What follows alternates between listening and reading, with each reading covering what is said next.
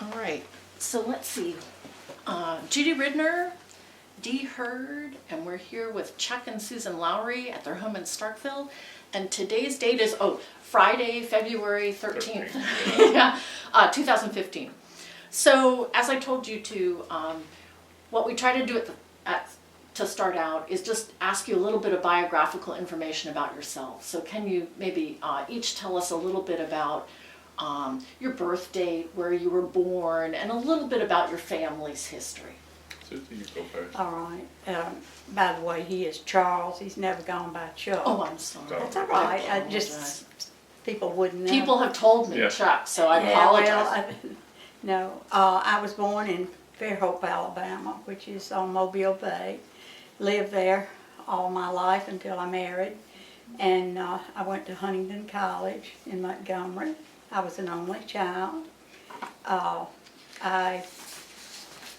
At Huntington, I met Charles, and the rest is history. We married in '61, and I was in Montgomery teaching school in '61 when the Freedom Riders came through, and I was caught up in that. I was not active in it, but I was more than well aware of it.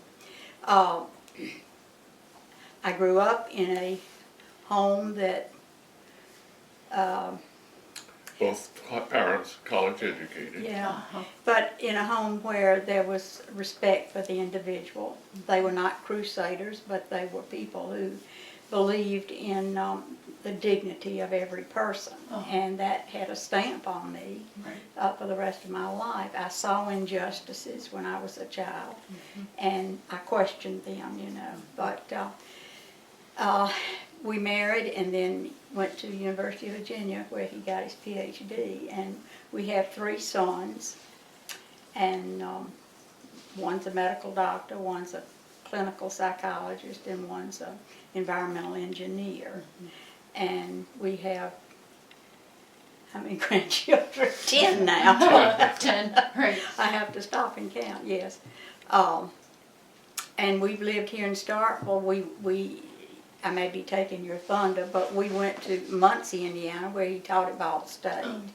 And then my father died, and being an only child, we really wanted to get south again. People told us, don't go to Mississippi. That was a no-no. The Philadelphia incident had just happened, you see. Yeah. And but we decided, yes, we were coming home, and we wanted to be part of the solution to this. So we had our eyes wide open. And can you tell us just a little bit about, Charles said that your parents were both college educated, a little bit about your family's history, about how long had they been in Alabama, a little bit about who they were? You don't want to ask that question because she's got a ream of genealogy you wouldn't believe. Go ahead. You can give us the abbreviated version. Oh, of course. Being an only child, my parents were 40 when I was born, and my daddy died when I was just 26. So, I didn't know anything about his family, and the name was Bradford. I was Susie Bradford. And so I started looking at records in courthouses and so forth, and came up with answers as to who they were, and they were some of the first settlers in Baldwin County, and they came from Sumter County, South Carolina. One of the lines is a Riley line, and I have reams on that, and I'll say very briefly, he was the Rileys. There's a Riley's Crossroad in Monroe County. That's where they all live, in Monroe County. And he, the man I'm telling you about is Captain Thomas Mercer Riley. He was in the Civil War. He was at Gettysburg and was a sharpshooter. And Not a sharpshooter. He commanded not a division, but he commanded a company and received accolades from his superior officers for courage at Gettysburg. Right. And he was at Appomattox and then came home. to Alabama. And this is the interesting part of the story. It hasn't been determined and probably never will be, but there was a slave on an adjacent plantation there, and he had lots of land, his family did. And he ended up, there was a story that his white sweetheart married a Yankee and went north. Now, I don't know, I can't substantiate that, but he took this woman for his wife, but of course they could not marry.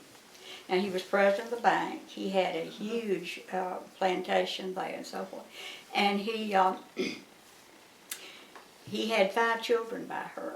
And he was I've noticed in the records they'll call her a mulatta, that she's a maid. But she was always recognized as Sally, his sweetheart, you know. And they say that when the Confederate veterans would have a rally in that area. Reunion. Yeah. They would meet at his place. And Sally was not the maid. Sally was the equal, you see. Which is interesting because the Klan was very active in that area and never bothered him. Never Perhaps bothered because he had enough clout, So money that, and land that he and could- power. right. They didn't They fool couldn't with touch him, whether they wanted to. or Right. not. He was a character apparently, but he Tell had about 5 the- children. Okay, and I'll go. He said he'd educate all the children. One got a master's at Columbia, but he had a son, Augustus, who went to Oberlin College, and yeah. Oberlin said, "You can pass for white." Oh, yeah. So he went to Boston, and he got his medical degree from Harvard, and he was a urologist. He married a white woman who never knew, apparently, that he had this family. He never took her south. Not only did he get a doctorate from Harvard, but he taught for many years on the medical faculty there. Yeah. And this is recently, I came across a book, someone had done a book of black men that were going into the medical profession there at Harvard. It was very interesting, you know. And There was were he was listed? Yes, absolutely, he was listed. I can't remember the name of it right now, Yeah. but anyway, it's a recent publication. And but he was when I grew up, no one ever told me this is what it was. I'm not sure how much my mother and daddy knew, but I'm sure they knew about Tom, Right. Captain Tom. But Right. he is buried in a little cemetery up there, and she, of course, was not buried in there with the whites, but she's in an adjacent plot. And I can't remember the title, but it's Sally Devoted friend. Riley, devoted friend and mother. So he And he has a big obelisk that overshadows her grave. but it's like he's looking at her, you know. It's a real, it's an interesting story. Yeah. But one of And the most poignant parts of this was that when the son got his medical degree from Harvard, he wrote his father and said, "I want you to come for my ceremony." And the son wrote back and said, the captain wrote back. Yeah. He Yeah, the said, captain wrote to the "I'm son sick, saying, I can't come, I'll send your mother." And he telegraphs back, "Don't send mother." because she Right. was obviously South black. American. Yeah. Anyway, that Right, and that would, very touching. It is a touching story. yeah, And I- interesting. Yeah. So, anyway, with that in my background, but Yeah, I so didn't know you- it when right. I was young, you know. But it may have influenced your family to be perhaps somewhat more progressive than any. I don't know. This was just recently, in the last 20 years, that I have discovered all of this. And we did do an interview for the granddaughter. She's dead now, but Charles did. We tape recorded her, and that's in the museum there at Monroeville, because she could remember. We asked her specifically, "Did you feel like you were not a part of the family? I mean, were you put aside?" She said no. She said, "Some of my fondest memories were climbing in bed with Cappy," they called him, the grandchildren did, and said he was jolly and we loved him dearly. And, you know, so it's an interesting story. Neat. I was born in Greenville, Alabama in 1937 and moved to Montgomery when I was 4 or 5 years old. My parents, unlike Susie's, were not college educated. They did not even have, my father was an orphan. He went through the 3rd grade. My mother married very young. She came out of a unhappy home situation and married quite young and started with a family. So we moved to Montgomery during World War II, and I was educated in the public schools there. Like Susie, my parents, they were not crusaders. They were not racist. They were racist by our standards of today. By the standards of the time, they were simply a part of the culture. I never heard them be critical of Negroes, but they embodied the attitudes that prevailed at the time where race was concerned. I do recall having conversations with them. Our rode the city bus. We lived on the edge of town, and I would ride the city bus, and on several occasions I saw blacks handled very brusquely, very badly by the bus driver. One occasion, there were 2 passengers who were white on the bus, and the front 2/3 of the bus was for the whites, of course. And this is a well-known fact, but the blacks were all crowded into the back part. And one of them, a black woman, sat beyond the white line, and the bus driver stopped the bus and just reamed her out. And I was stunned because there were all these open seats, and I remember raising that question with my parents, why is this the case? And they really didn't have an explanation. That's just the way it is, but it was something that I harbored. It became sort of that was not the only episode. There were others subsequently, but it rankled, and I thought, this is not right, it shouldn't be. And perhaps that early exposure to unfair injustice was the basis of a strong social consciousness that I developed. That particular incident and others related became it was kind of like a seed that germinated. And in the Methodist church, where I was very active, as was Susie, we had the good fortune to hear ministers who were very much in favor of integration, and that influenced our thinking growing up. So that when we came back to Starkville, as Susie is related, we came for a variety of reasons, not the least of which was we wanted to be a part of bringing Mississippi and the South into a new day where race relations were concerned. We were not crusaders. We worked in our own quiet way to affect better educational opportunities, better relations between the races. So I graduated from high school in 1955, went off to Birmingham Southern, but was working weekends back in Montgomery. So after a year I transferred to Huntington College, which was a Methodist liberal arts college like Birmingham Southern. I was thinking of going into the ministry at that time. Matter of fact, I had churches that I served in 59, 60. Decided to go into teaching rather than to the ministry after a year of serving 8 churches, some of which I preached at twice a month, some once a month. But anyway, I went off to Florida State, got a master's degree in 61, and then went to the University of Virginia, where I was a Thomas Jefferson Fellow. and upon finishing up there, went to Ball State University, taught there 2 years. We wanted to come south. We did that in 1966. I had an opportunity to leave Ball State to go to Purdue University about this time, but decided to come back south. Jack Kirby, a friend and a colleague who was a student at the University of Virginia when I was there, we were at a meeting, professional meeting. Jack became president of the Southern Historical Society. He died a few years back. Okay.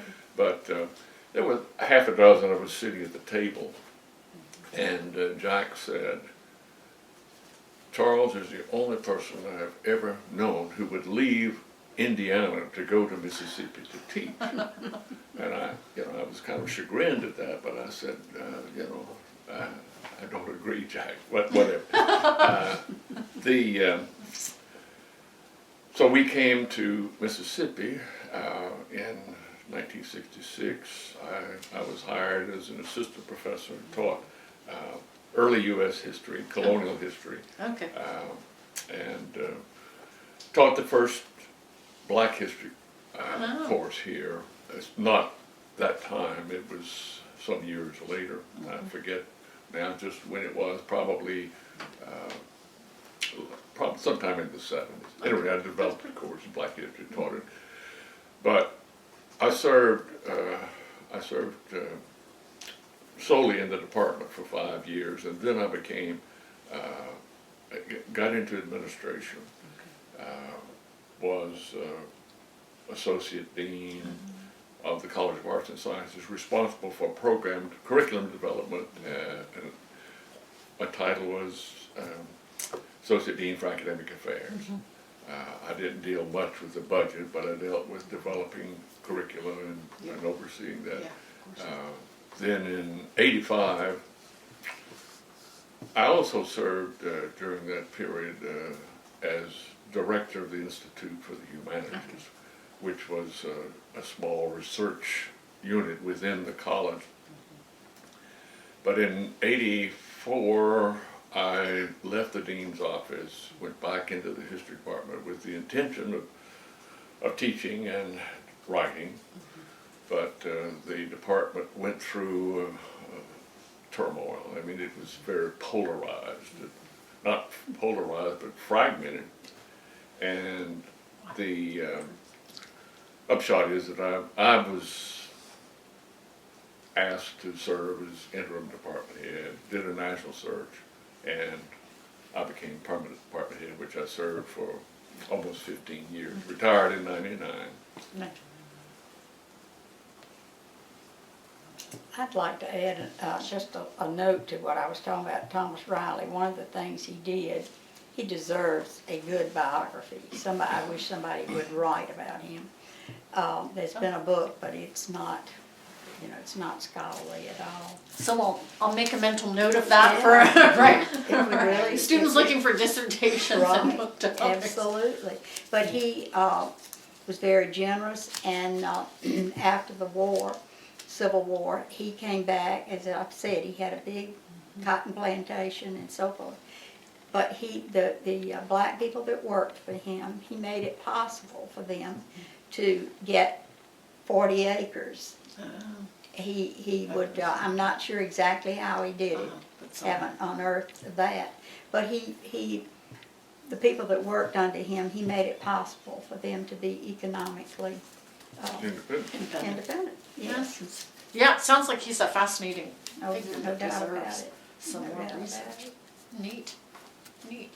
Well, why don't we then talk about, since you got us to Starkville in '66, why don't you maybe if we could ask you each to talk a little bit about what your impressions were of Starkville as you arrived here in 1966, because by that point you'd spent, well, obviously you'd grown up in Alabama, you'd spent time in Virginia, you'd spent time in Indiana, and obviously you had traveled around a good deal as an academic as well.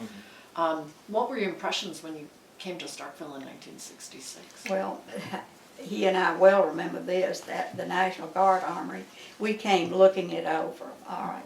And we drove out Highway 12, which then, when you got to the National Guard Armory, there was nothing, pasture, that kind of thing, and even before that. But there were two guardsmen they had a big hose, and they were hosing down something.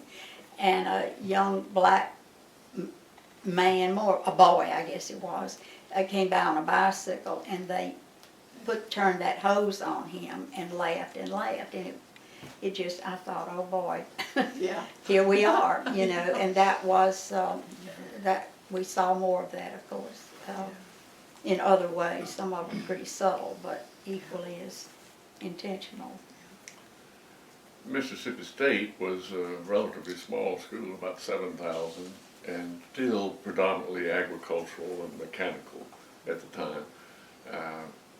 The College of Arts and Sciences was just beginning to take off at that time. So it was a small rural community, and I remember one of the first things I saw, a black woman, mother, nursing a baby walking down Main Street.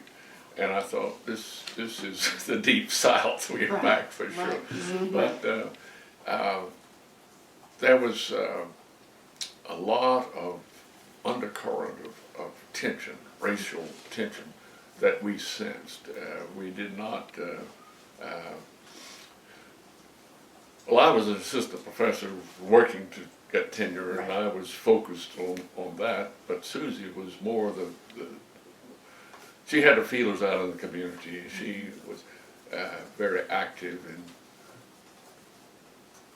dealing with people on a person-to-person level, and there were blacks that she dealt with. So we became involved in, what shall I say, we became involved in overt action to try to smooth the way for transition, and in particular, the Brown versus Board of Education had been, I suppose, the theme. Yeah. Well, it pretty much ignored, but finally, about 67 or 68, we went to a freedom of choice for public schools. And our early activities were focused not on political action, but on educational opportunities, integration of the public schools, and working at first quietly, almost surreptitiously, to smooth the way to make it happen with as little violence as possible. At that time we lived in Green Oaks, and apparently in the night the Klan would come by. We weren't singled out, but we got Klan literature in our mailbox, you know. So this is the kind of atmosphere we were in, and the school board was all white men. And not, they held, not just white men, but conservative white men. yeah, well, Go ahead. they had their meetings behind closed doors. You know, you could, if you wanted to get on the agenda, you waited in the hall until you were called up, you know, so no matter what it was. So they were resistant to any kind of change and put it off the integration of the schools. We didn't have any children in school at that time, but our oldest boy entered school, first grade. There was no kindergarten. And in 65, no, 60, I'm sorry, I can't remember. 68. I've got it here somewhere. Let's see, 1969.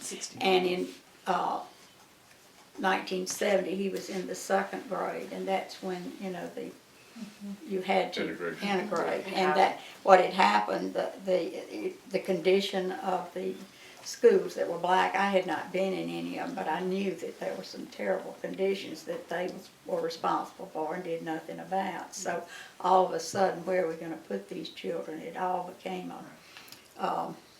and people were taking sides, and this was hard. I was, you know, young and had 2 little children, but I heard, you know, racial slurs and such, and it was very painful. We found some friends who were like-minded here in town. And we began to meet. I didn't tell anybody. We just met almost secretly, but we met. And then we had we met some black people who became friends, you know, Rosa Stewart and people like that. And we had them in our homes at night, you know, and we would sit around and try to think of ways that we could make this come about, this integration in the schools and goodwill and so forth. Well, let me go back to the question you asked, and I didn't answer completely. You know, what was the attitude? What was it like? we think of Starkville? Very early on, we became involved in working to create opportunities. We had a baseball for the kids, you know, Pop Warner type stuff, and blacks were excluded from it, which was a serious affront. And I and some others became involved with the coach of the black team, which met over at West Side Park. But the facilities were not good. Not like they are They had now. no sponsorship. They couldn't afford Right. equipment and so forth. Right. And we tried. I was involved with several others. C.T. Carley was also involved in this with me, to try to integrate the Baseball Association. We got nowhere with that. The attitude of the white coaches and fathers and organizers of the league was adamant, absolutely not.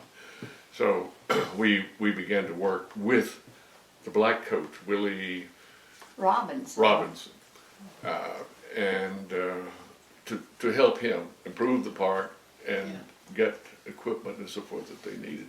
And I was involved, along with several others, going around trying to get sponsorships from the businesses in town.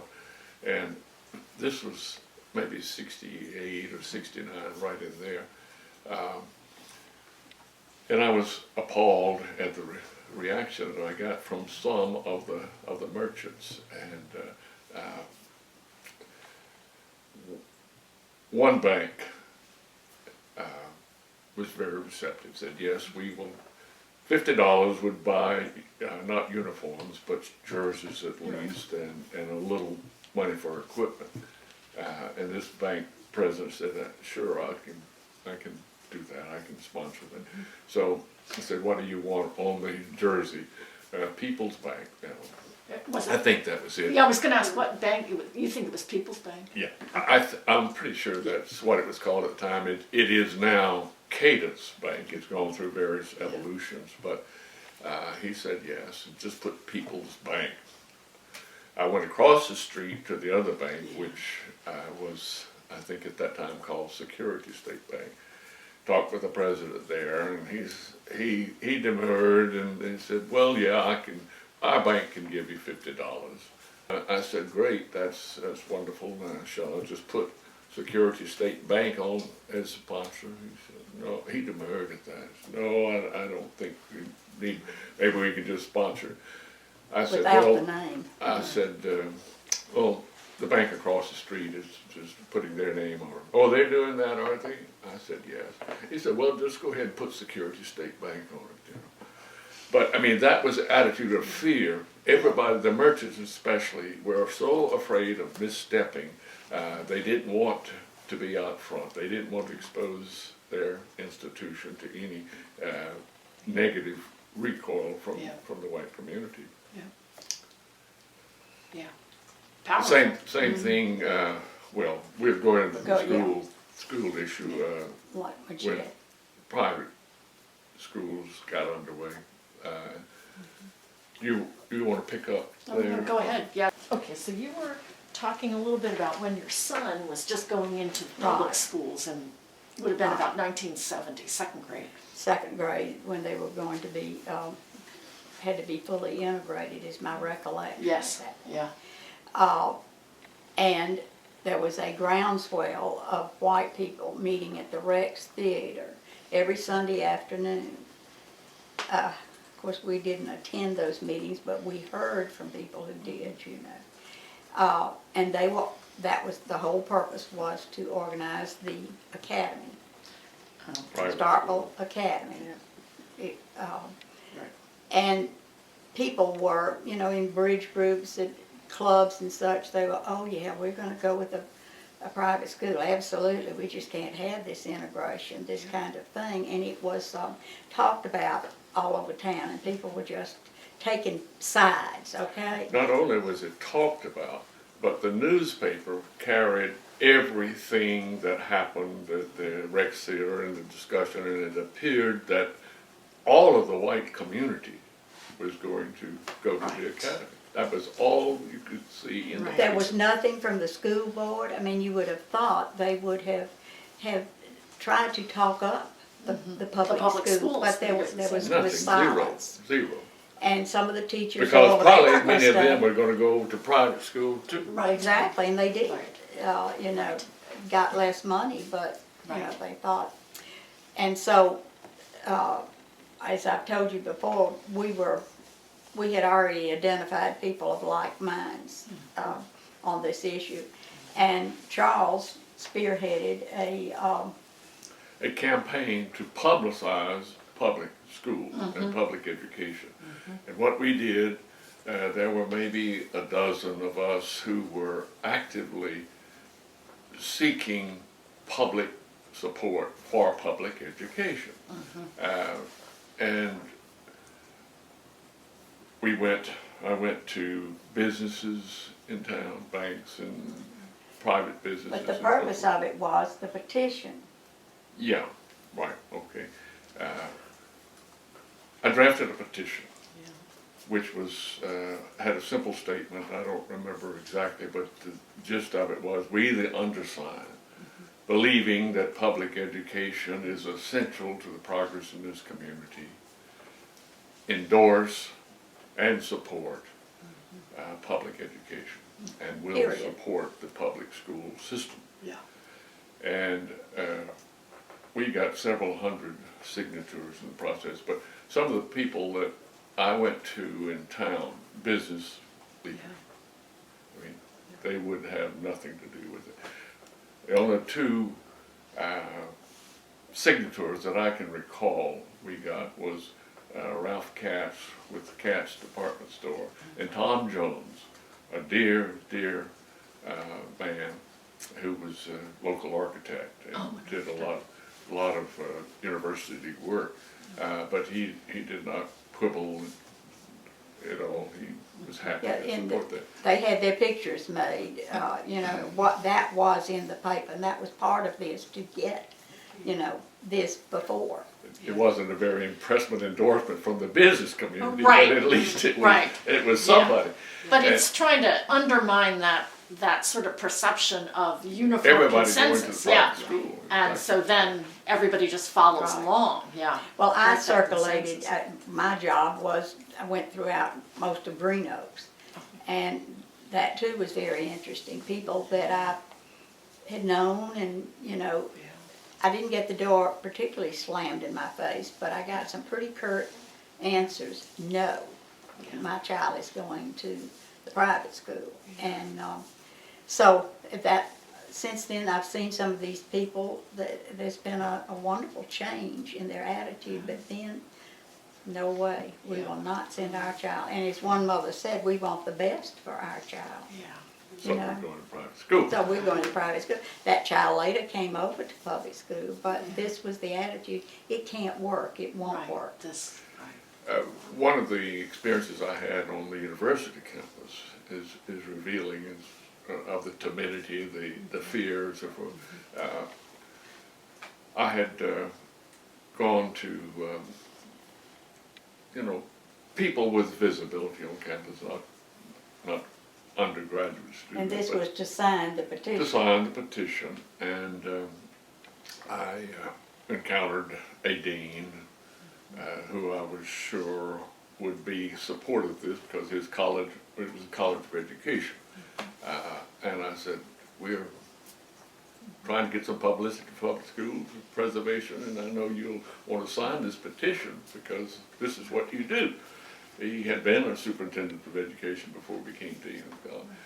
And he looked at it, read it, and said, well, Charles, I appreciate the opportunity, but I'm just not much of a signer. I just don't think I want to sign.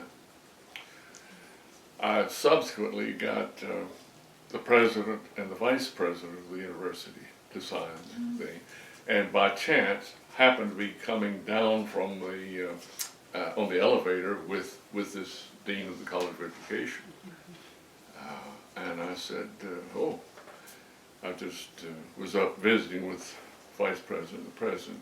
They signed this petition for public education, endorsing it and so forth. Oh, did. He said, well, let me see. And he looked at it, and there were the signatures. He said, oh, well, I can sign it. And so he signed it. You get so disappointed. Yeah. I mean, You know, it was not a big thing, Yeah. you know, and Yeah. this is what was very disillusioning to us, that people in play, and frankly, the fact that the president signed it, I mean, one of the arguments that most of the people in our group had was, we can't have a university here if we don't have a good public school. Oh, yeah. We've got to stick with it. Right. And that has been true, and with the presidents that have been hired. But, you know, it was their force to avoid. But the academy is no longer segregated. They've got a black basketball player. Yeah. One. Yeah. Right, Right. right. And they publish that we do not discriminate. They publish a Right. notice in the paper that Right. we are non-discriminatory. Well, they probably don't, but we wanted the best for our children, and they all went to public school. Yeah. Now, do you recall anything about the atmosphere of the public schools that your son went to in the 70s? Like, do you recall him talking at all about any experiences that he had in school in the early 70s that are related? You know, did the kids have any sense of tension that you noted over this issue, and how did they relate in terms of going to this integrated school? Well, our second grader, and he was the only one we had in school in 1970, he didn't, I mean, I don't recall anything that he had any problem with. At this time, they were tracking kids, and they, I don't know that he had a lot of blacks in his. Well, I don't know, Right. they had, according to the test grades, you know, they had them in different groups. And then I don't remember when it was, but they knocked down the walls or partial wall between the classrooms so it would say we're all one. But the noise level and everything, you know, and in fairness to the issue, that was a time when, you know, it was like we're gonna integrate the living room and the dining room yeah. in one big, Yeah. you know, that kind Yeah. of thing. Yeah. But, you know, it fooled none of us. Yeah. We knew what they were doing. And there was, unfortunately, there were, you know, the children, there were a lot of black children who had not had a good education prior to that. And we had special ed programs, and a lot of them, as they got tested, you know, a lot of those children were put in special ed, which at the time was, you know, it was helpful for them. Right. But that reversed itself because a lot of mothers of black children said, no, you're doing this to segregate my Right. child. Right. And so then they fought against it. Yep. And now it's got another story to it, Right. but unfortunately it's things like that that we were aware of and trying to keep public opinion positive as much as we could. But we think that had it not been for this effort, this public petition, so forth, that the academy would have been even larger in the early years. Yeah. But when the public saw that, hey, there are a lot of folks here whose names I recognize and respect, they're going to go with the public, we will too. Mm-hmm. Yeah. There was a solidarity in it that Yeah. we think alike and we're gonna make this work. Yeah. And here again, there were some people who were very courageous, I say, for the time. It sounds silly, your life wasn't on the line, but, they made these decisions, and, but it also brought out the worst in people that, and then the repercussion on us, which you had asked that we talk a little about, was, we, in our church, we were aware, not everyone, but there were people who, we were the socialists. We were those. I went from a socialist one Sunday to a communist the next Sunday because of my activities. Right. And that came from a university professor who accused me of that. Yeah. But there was a lot of that. In our churches, there was an awful lot of tension. We had about this time, 70, 71, 72, a young college student whose father was a university professor, wanted to move a tutoring program that he had been involved with, helping the children who were behind, bring them up to par, to use the facilities at the Methodist Church, First Methodist. And all he would be doing would be meeting with the students there in the church building. And there was a big row over that, and the church voted to deny this petition. I just cried. I couldn't believe the Methodist Church that this was happening in the church. But the minister said, well, we're going to have a vote on it. And I saw people in that congregation that I had never seen at church.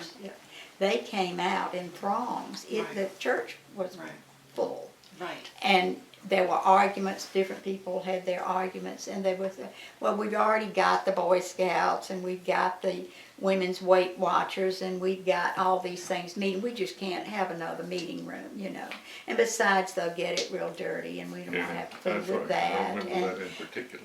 Right, and I just thought, where is this coming from? And then, of course, when we had the vote, all those who are opposed to this proposition, well, it was like thunder. Right.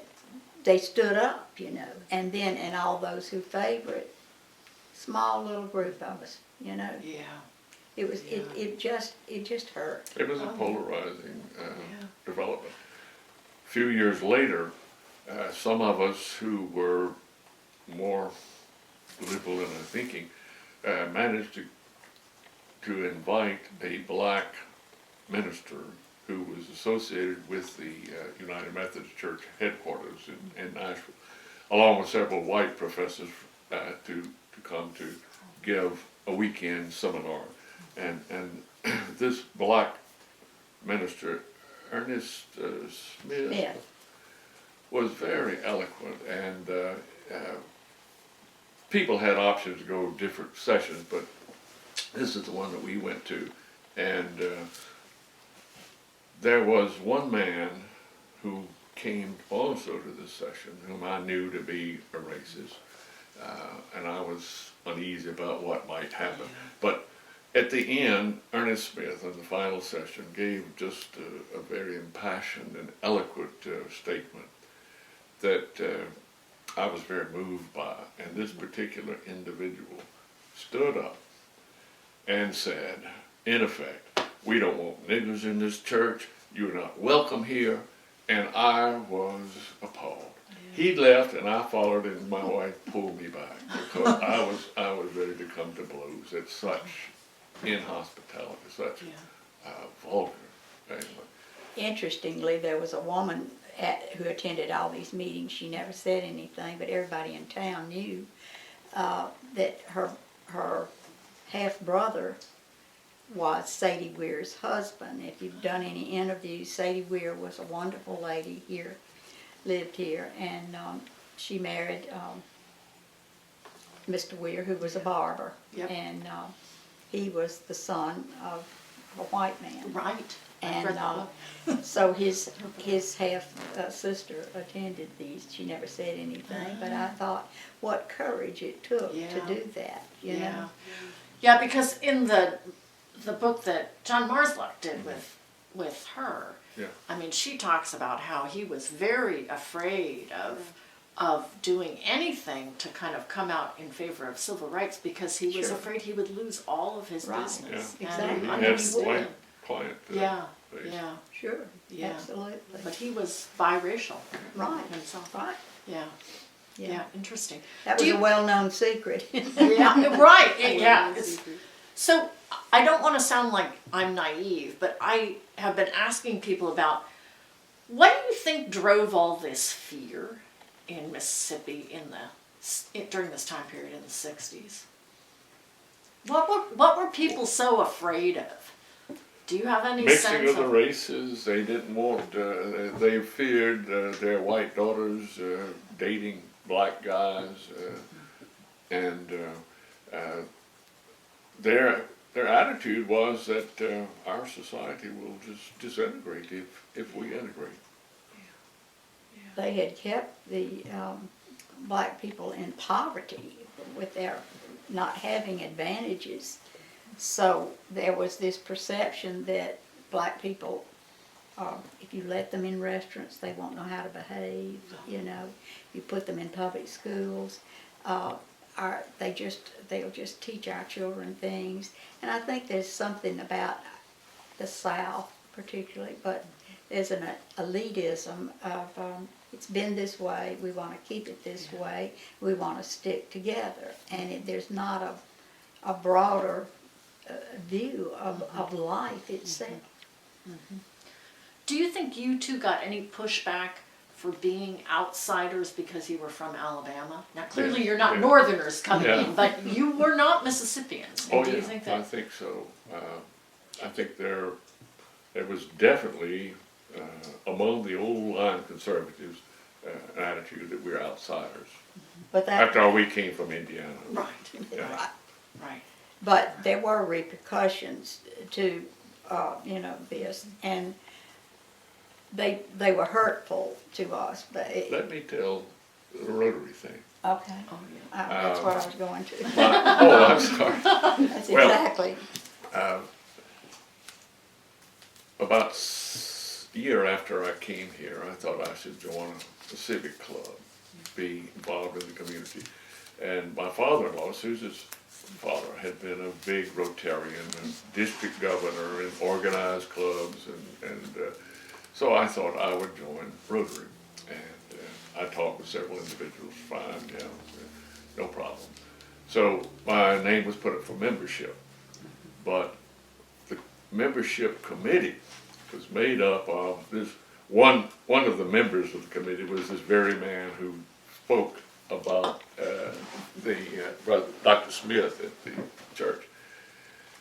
Well, a month passed, 2 months, 6 months, a year. I kept saying, what's going on? I thought I was, well, I said, I was told, be patient, we were working on it. Well, what happened was this person was blocking my application. And it I wasn't think he until put it aside so it wasn't noticeable. it wasn't until he rotated off the committee that I was invited to Well, join. actually, there was someone There in was the there was club a that member of the committee got who to worked. the bottom of it. Yeah. Fortunately, you know, there were some people who weren't cowards. Right. You know, Right. and you, Right. And so they finally voted you in. Finally got voted in. he was in a year and then left. I joined to save face, you know, just as but I had lost interest in Yeah, being a part of that organization. yeah, I understand. But And then we had a friend, and these are not major things, but he applied for membership in the country club, you know, which was of course all white. And no, they blocked him, wouldn't let him join because he had would been- bring in blacks, you know.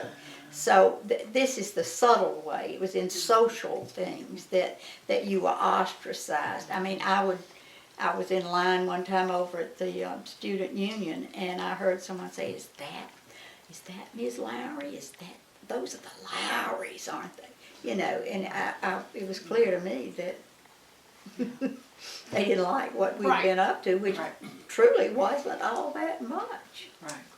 well, I'm sure we would not have been admitted to the higher echelons of Starkville society had we had an interest in becoming. Right, Right, I understand. So now, if I can go back to the group that you all kind of helped to organize, you said that there were about a dozen people involved. And can you give us some sense of who some of these, it sounds like, so there were some African American people, there were whites, who was involved in this group, and were they all people who had kids in the public schools, or were they simply concerned citizens? Yeah, they had kids in the public schools.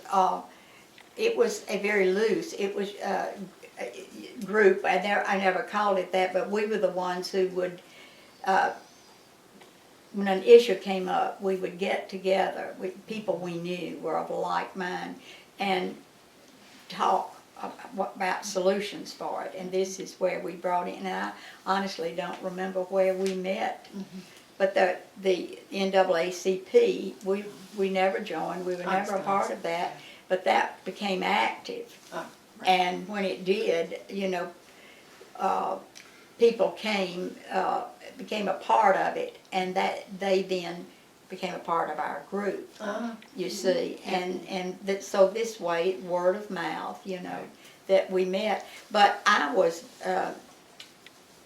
met in some groups with, that were planning boycotts. And I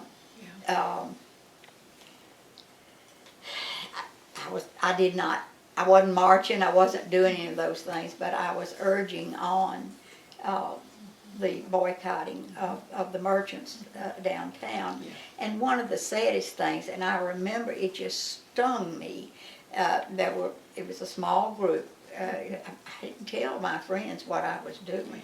I did not, they didn't know, except this small little circle. But one of the requests that these black people wanted was for them to be called Mr. or Mrs.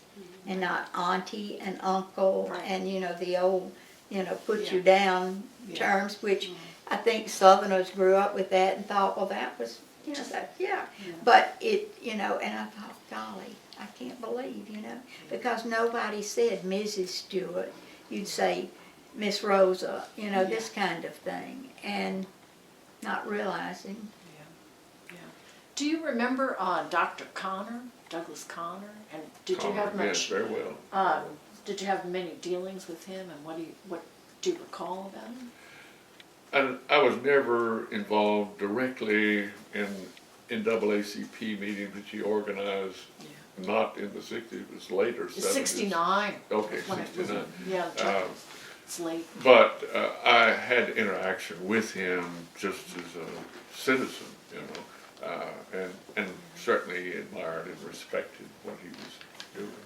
Yeah, because it sounds like he was quite a force in the city terms of. Yeah, he was didn't back unequivocally the leader of the black community, the most effective spokesman that they had.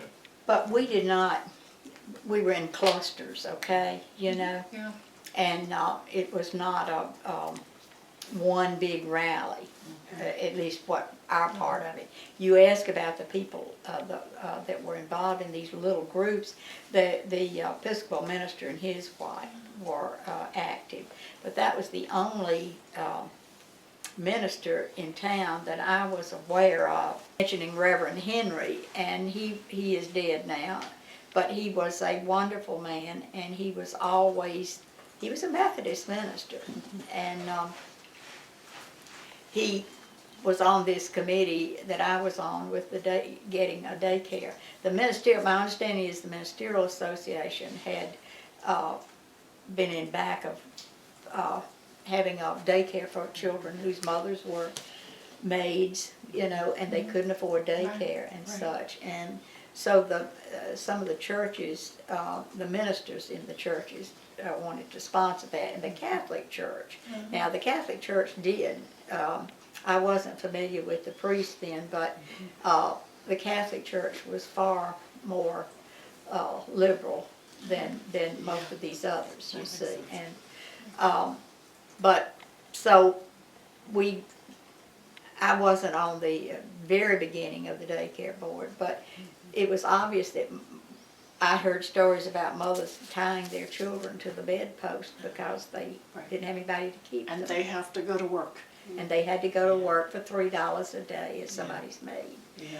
And And so, incidentally, one of the recruitment statements made by a member of the history faculty when we were interviewing was, and you can get a maid for $3-4 a day.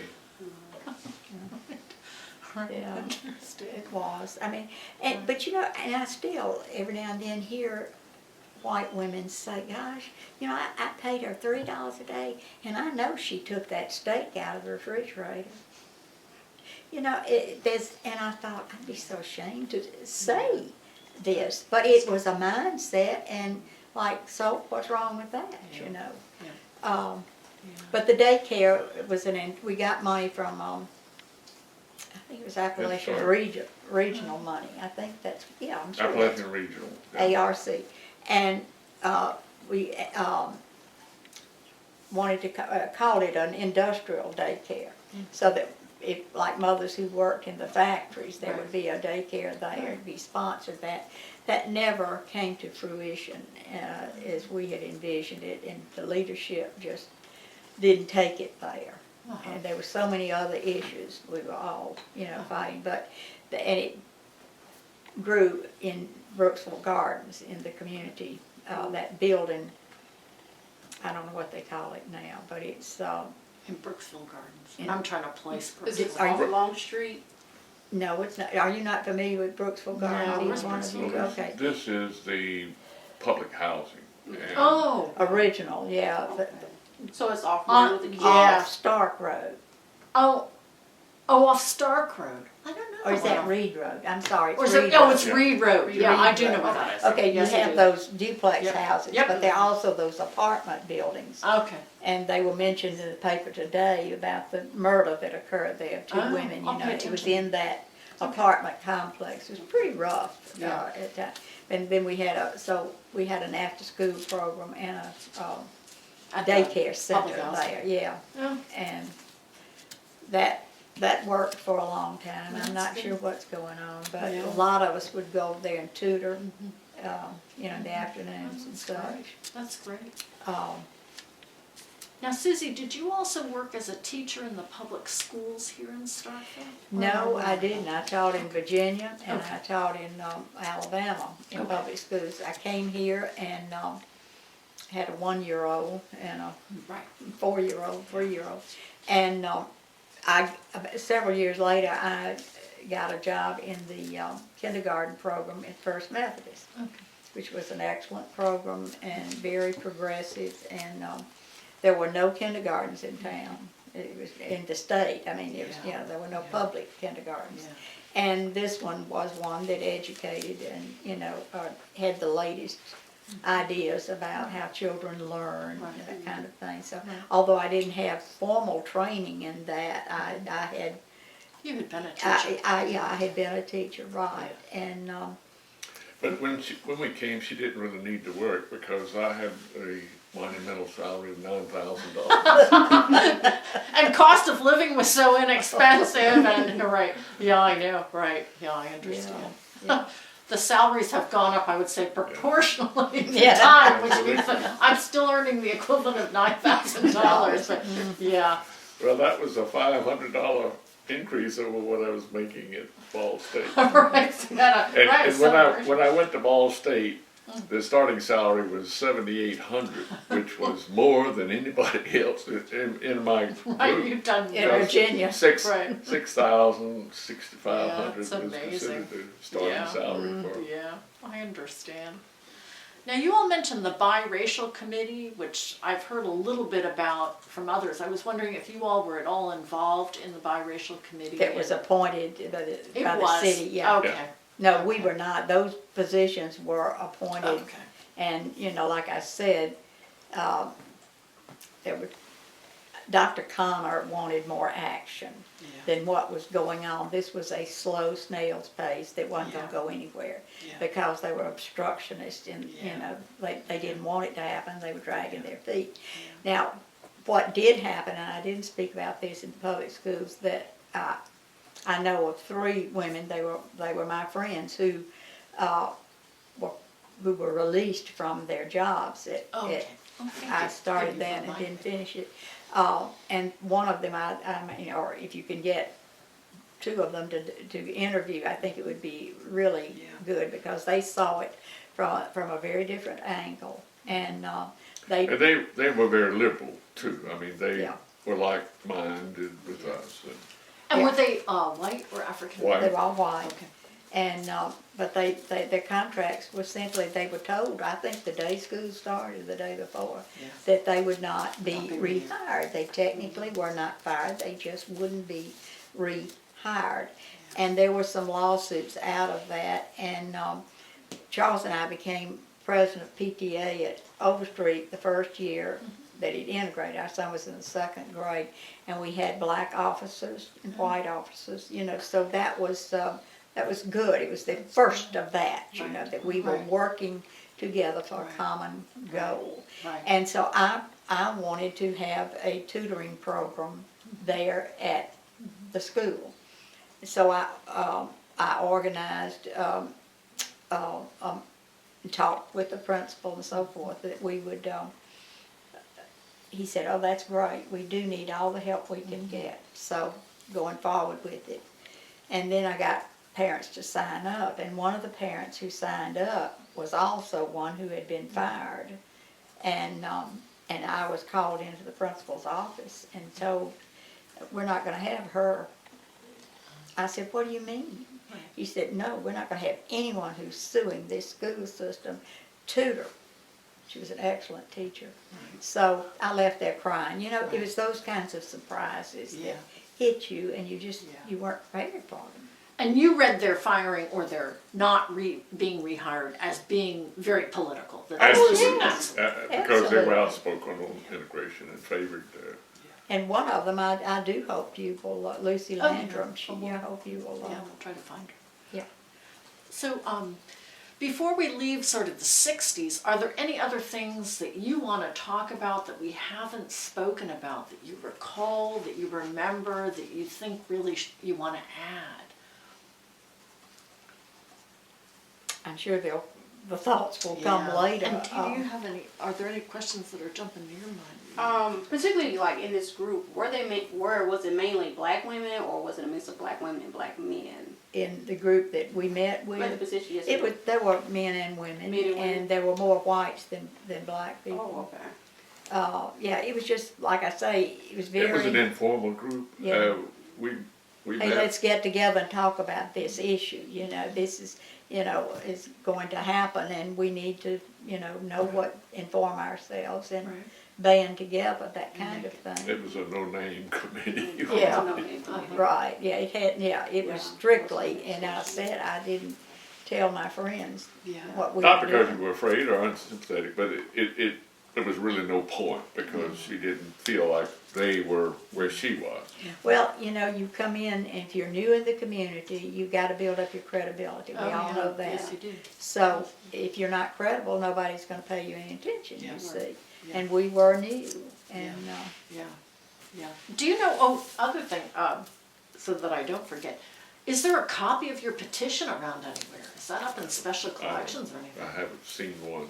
I don't know, Maddie Sink might know. Okay.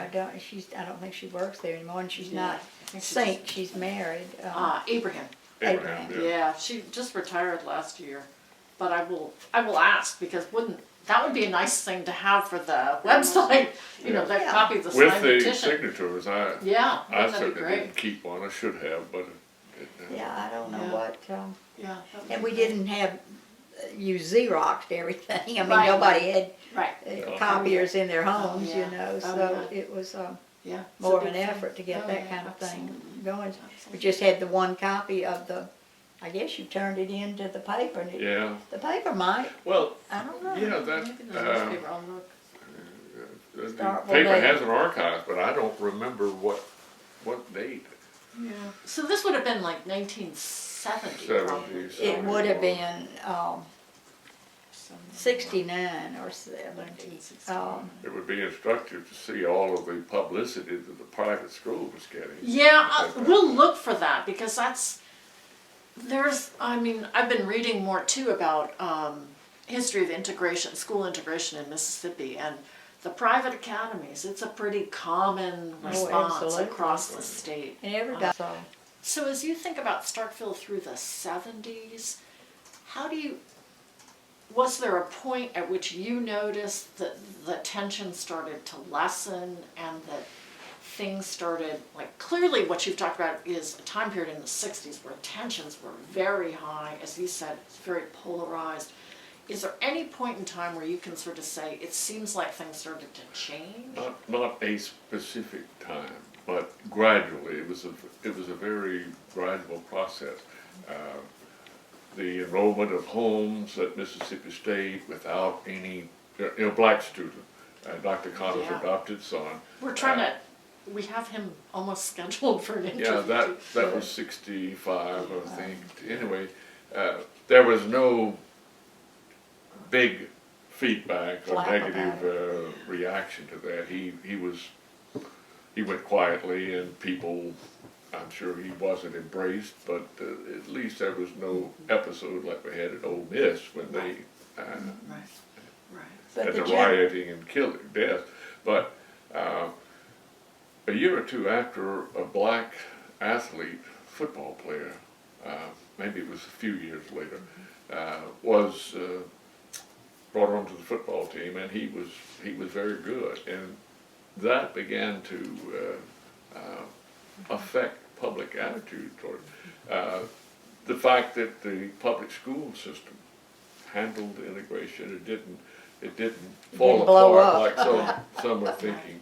That all was a factor in gradually transitioning, and Well, the school board, we mentioned them, but at the time, the school board and the superintendent of education, we were very upset because instead of trying to embrace the mandates from the court, it was do everything possible to prevent it or delay it or put it off. And instead of saying, okay, we've got to do this, it's been mandated by the court, let's do it. They spent all of their effort and energy trying to find ways to prevent it from happening. But I think the fact that you had public schools that were handling it with reasonable aplomb. You had highly visible black athletes that were affecting one particular individual who was big racist, one of the biggest racists in the community. Ole Miss graduate, Ole Miss alum, went to all the Ole Miss games, et cetera, and couldn't say enough bad about blacks. He left the Methodist Church because we were too liberal and we wouldn't let the blacks in the door. But anyway, when Ole Miss started recruiting black athletes on the football team and they began to win, I want you to know his attitude changed, and he. yeah, that's been interesting. Yeah. Very interesting. There's Some been of the some people, stuff written. some of the people are now claiming to have been big activists during this time. We know better. Yeah, it's a good thing to say now. right. They Right. were dragooned in some cases, but in others they were just weak people. They wouldn't take a stand, and they wanted to see that everything was going to smooth Look out. around for the evil first. Yeah, yeah. See how comfortable I am with this, Yeah, and it's that. interesting. So, Yeah. and I'm also thinking too, I hadn't really thought about Mississippi State, but how did you notice, as somebody who was, and I know you were in administration too, so, but in the classroom in terms of teaching, did you start to take, obviously you must have been seeing more and more African American students appear in your classroom. I mean, now we have pretty darn integrated universities, so, did you notice, what did you notice in the classroom or at State? As we Well, move I from the noticed- 60s to 70s and into the 80s. I noticed that the black students, and I never had many in my classes. I mean, early U.S. history wasn't the most Yes. popular, but there was a timidity that they were less likely to to speak out in class or ask questions, whatever. And You went to Edina. I experienced this at Mississippi Valley State University. The university in the late 60s developed a partnership of sorts with Mississippi Valley, which is an all-black school. And the purpose of the program was to give faculty there, many of whom lacked the terminal degree, an opportunity to go back to school and earn that degree, and their classes would be taught by faculty from Mississippi State. So I did that several years, and I was struck by the difference in the student body there and at Mississippi State, because the black students in the class were not accustomed to taking notes in a lecture. They were accustomed to having the professor direct the reading from the textbook and give different people.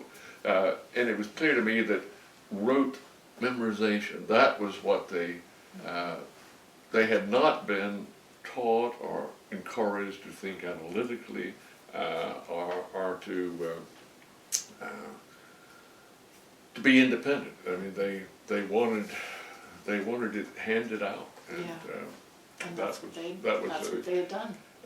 that was a factor of their schooling. At Yeah. the grade and junior high school level, they just weren't being challenged to think independently. And so what was it like to teach the first Black history class at Mississippi State? And did you get many, who enrolled in that? Well, You took I had a mixed class, maybe half and half, black and white. What was it like to teach? It was a challenge to me because I really did not know that much about black history. Some of it I knew, but I had to do a lot of preparation. So I was challenged personally, and the students, they were very interested in the subject matter, and I only taught it once because I wound up having to do something else in the succeeding years. Did someone else take it over? Did someone else take it over? Not immediately, but I think I had 15 or 20 students. It was a small class, and Somebody took it over, but, it was some years later. oh, I think. so it wasn't offered after you? I forget why. I think I moved from, maybe it was when I moved from the dean's office back into the history department, that would be about right. So we didn't have anyone to teach it because I had to teach in my. And I think Basically. there was a feeling that they wanted a black professor, in that viewpoint and so forth. Yeah. And we are using the term black. I've been informed by my grandchildren who are in integrated schools in Birmingham. You don't say African Americans, you say black. Why is that? Yeah, I don't know. because That's an I've interesting heard, question. I've heard different things from. Yeah. But this is what apparently they are. They're in integrated public schools in Birmingham, and they corrected me. Don't say that, because they were told that by somebody. I don't know. It may be just a local thing, but I guess sometimes it's kind of awkward not knowing, what is really the best. But anyway. Seems to vary. My sense is it varies from group to That's group and individual. very- I haven't heard that. It doesn't matter to me, black or African American. So, I'm conscious of time, and I know Dee has to take off in probably a few minutes, but thinking about Starkville now, where do you think things stand? And do you, where do you think we're going? And how do you assess things now as you think back over, you've been here for quite a while. Well, one of the things I note is that we're seeing mixed race couples And that was absolutely, I mean, they would not have been allowed down Main Street.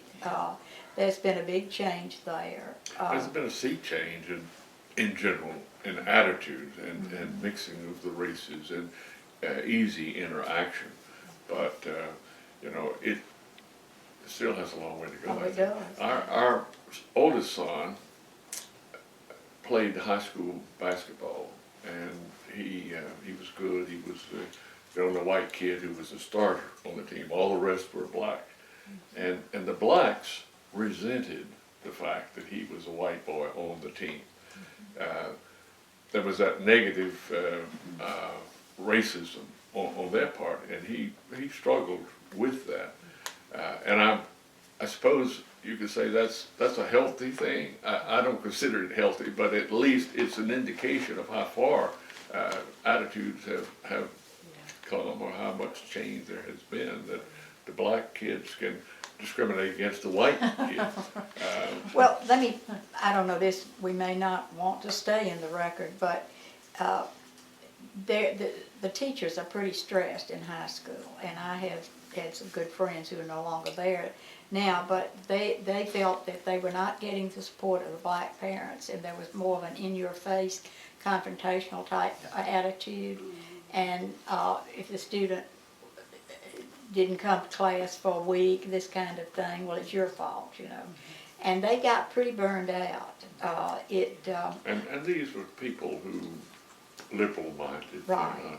I think that has, you know, in the part of the black parents, there's some rights that they assume without taking responsibility for it. And they want the teacher to do it all, but she can't. And they've got to have the support of the parents, and that I'm not firsthand involved, but that I know just burned out some of my friends. They just couldn't take it. Yeah. High school teaching's a hard job, no Right. matter where you are. Well, it's still this whole responsibility, is people have put it on the teachers instead of the parents in the home, and the students pick up on this, so they don't care, either. Are there any other things that you think of when you think about Starkville now as compared to the 60s? I mean, clearly it's grown immensely. Are there any other changes that you can think of that would be relevant to what we've been talking about? Well, we were very happy when Kroom was recruited as the Oh, yeah. football coach. Yeah. And but I heard skepticism, and I heard one woman say, "Well, that's the end of my going to Mississippi State games," and I was just appalled. Yeah. But in fact, he did a lot for athletic program here, and he was the first black head football coach in the SEC. Yeah, I had an undergraduate student do a paper on him for the historical methods class last year. Anyway, I think overall his tenure was good, despite the fact that he didn't have Didn't an have a offense. great record, but yeah, But, didn't have a great record. But he was a quality coach, and he redirected the energies of a lot of the athletes, because Mississippi State never had as many hoods on the team as Florida State or whatever, but he ran a tight ship, and anybody who couldn't accept the discipline he imposed was out. yeah. And he didn't care if they were their star player or not.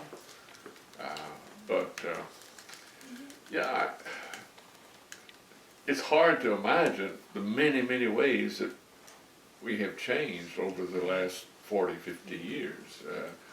But racism still exists, and it always will. We'll never get to the point where you don't have it. But I think it is so much improved over what it was when we came in '66 that we're grateful for that change. And it's been so gradual that, my grandchildren are, they don't say somebody's black or white, and it's just a way of life. It's the norm now. And we still kind of sometimes look and think, wow, how far we have come, you know. Do you have any other questions that you are thinking of? No, I'm at a loss. I think this is a very good, Yeah. good interview. Are you guys familiar with the Henderson High School? Did you guys know Dr. Peters, Dr. Fenton? Yeah. Dr. Fenton Peters. Yeah, I worked, in fact, I remember taking, after dark, taking some papers to him to distribute to the churches. But he, our children went to Henderson, you know. Okay. of course, The integrated Henderson, Yeah, right? the after it integrated was- Henderson, right. And, After it didn't close, yeah. right. Yeah. You know, another thing was the prom that, when we integrated, it was a long time before they had a prom. The blacks had their prom, the whites had their Yeah. prom. And then along came, I don't remember who it was, but a mother who said, no, we're gonna have it together. So, Well, for a while after integration, they didn't have any social. Okay, yeah, thank you. We've been asking about this because this is pretty common. Yeah. It sounds like a lot of the Mississippi schools, when they first integrated, they just stopped all social Well, activities that for a time. happened locally too. Yeah. And we also heard that the colors, the yellow jacket colors, were actually from the black schools. That was, I think, a Henderson color, and that the Starkville High's colors were blue and gray. I And they don't think did so. away with the blue and gray, and well, this we is what didn't have a somebody told child us in high last week. school then, Yeah. we wouldn't have known. Yeah, I don't know. I think there were, those became issues like, you know, the black people did not want to give up the idea of Henderson. That had been their alma mater, you Right, know. right. And so there were compromises made, which didn't satisfy everybody, but, Yeah. you know, you couldn't in this. Yeah. Frankly, when we integrated, and I think it's one of the best things we did, and this came out in more public meetings and the people who were for public schools, and that was, and I know I for one was very much in favor of this fact that all third graders throughout town would go to this school, one school, and not have them a better school over here or a Right. better school down here. And being a small town, Right. we were able to do that, you know, Right. so that you didn't have a neighborhood that whites would flock to Right. because of Right, its school because they would have a better choice. school, yeah. Right. And have you been following, just for curiosity's sake, some of the consolidation, the debates now Sure, with, yeah. again, they're trying to create a sort of It's just- unified middle school where Right. everybody will go as a, And we fear, and in fact, we go to Trinity Presbyterian Church, which is a very forward-thinking, progressive group of people. And we welcome y'all to come. yeah, I think I've heard about Trinity. Yeah, well, Well, I'm sure you have. Oh, that it's forward-thinking, I've heard about several forward-thinking progressive churches in town. And Well, I think it's been there the longest, and we've had the 3 people from the city came in and taught 3 women, and they were talking about this very issue this past Sunday at our church, and the feeling is that we've got to bring the county people that live in these exclusive subdivisions. They don't want their taxes raised, you see. They send their children to private schools.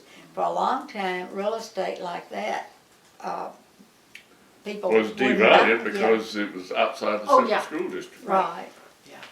But the feeling is that we've got to get the money together. Yeah. It's an opportunity we Oh, yeah. shouldn't waste, but, and it'll be interesting to see how that progresses. Yeah. But you definitely have those people who are, Oh, yeah. no, not on my Oh, I land. know. Yeah, and I've been following it just tangentially through the papers, but it has been interesting to see. And we talked to we talked to Rex Buffington, who was Yeah, involved in the first go-round where they tried to consolidate the schools in the 80s, and that failed. And he said basically the only reason why this one's going through is that it was court mandated. There was no choice. Yeah. So it has to work. But But the it was a- question is how right. is it going to It was work? a mandate without funding, and Yes. this has been You know, where are we going to come up Yeah. with it? At some point, something's got to Yeah, give. I know, I know. And you can't have these children who are not, as the paper pointed out, they don't have the electronic equipment Yeah. in their schools. And so you can't start them out in a school without, when the children in Right. Starkville are having Yeah. nice computers, etc., learning from grade 1. Yeah, it's really